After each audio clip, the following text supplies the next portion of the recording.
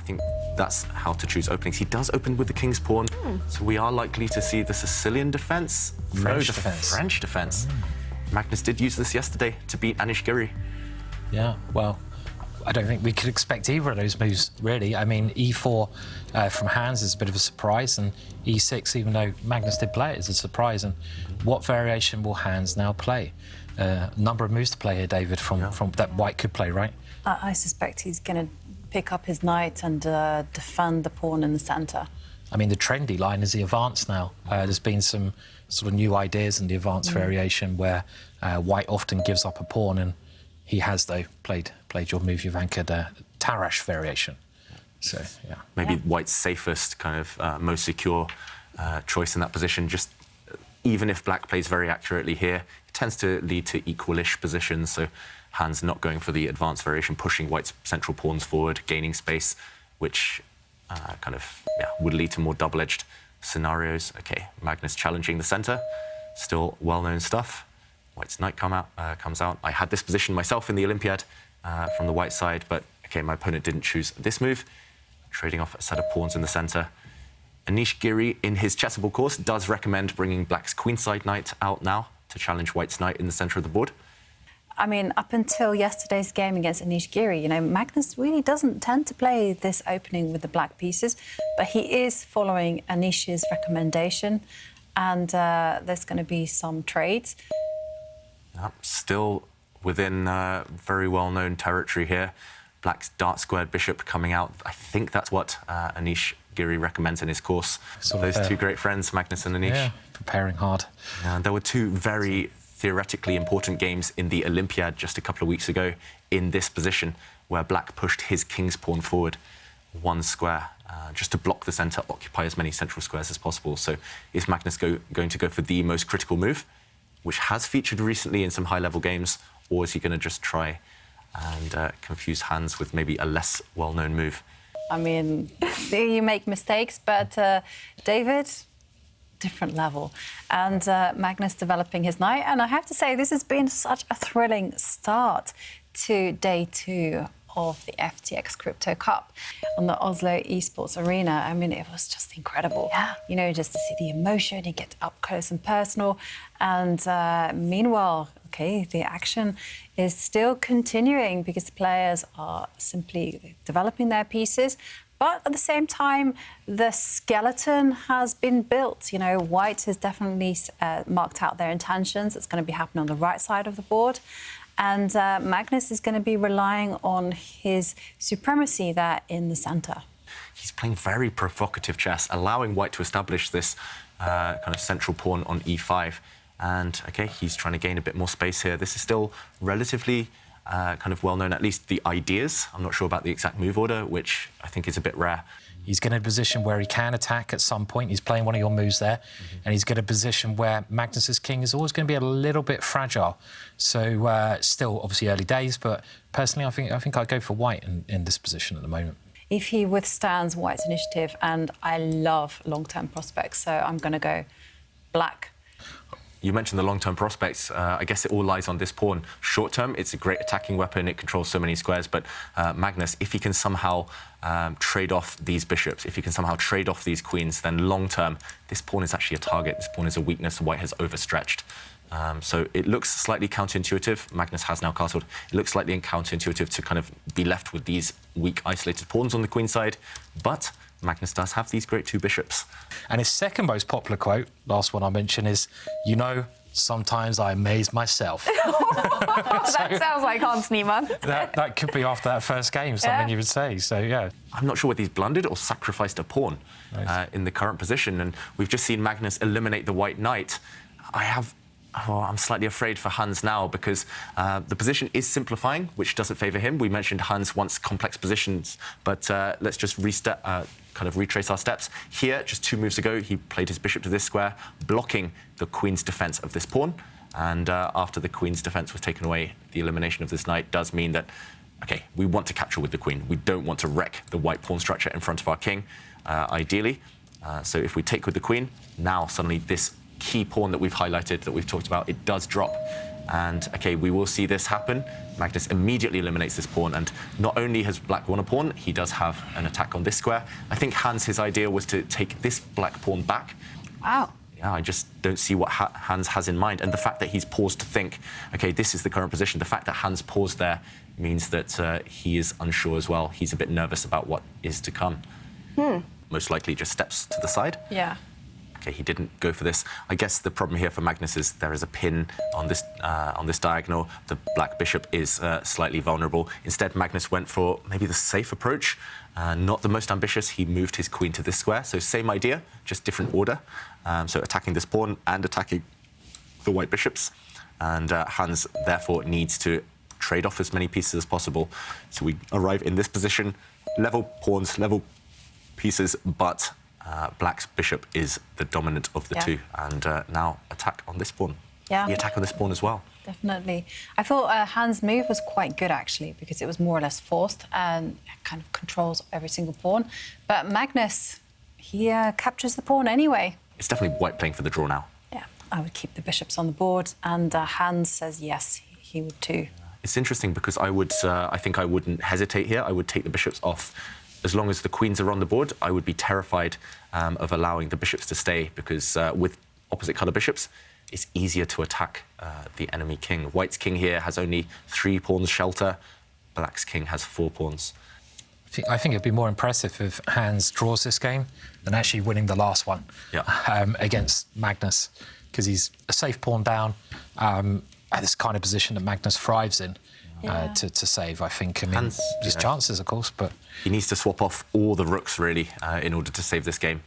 But somehow I feel that Hans maybe could do something, and he steps his queen up and attacks the bishop. Perhaps thinking at the right time, maybe stepping up his king and maybe lining up the bishop and queen along the same diagonal. I think there's still a lot of play left in the position, and I have to say it's terrible weather here. It is. It's awful. Yeah. I mean, you have thunderstorms, lightning. OK, queen defends the bishop. It's been pretty horrendous in England, just relentless sun, and which might sound lovely, but, you know, England's not really prepared for that, and neither are gingers either. So it's like, not good for me. Yeah. So, yeah. And I heard the situation, and we have some moves on the board, obviously, just to interrupt us, David, but it was extremely hot in Chennai as well, correct? It was the first tournament in years that I've worn a jacket at the board. Normally I take the jacket off, it's just a shirt during a game, but I had to put the jacket on. They were struggling with the climate. It's got to toughen up, wimps. That's one way of looking at it. Or women needs to start controlling the temperature in chess tournament arenas. Maybe.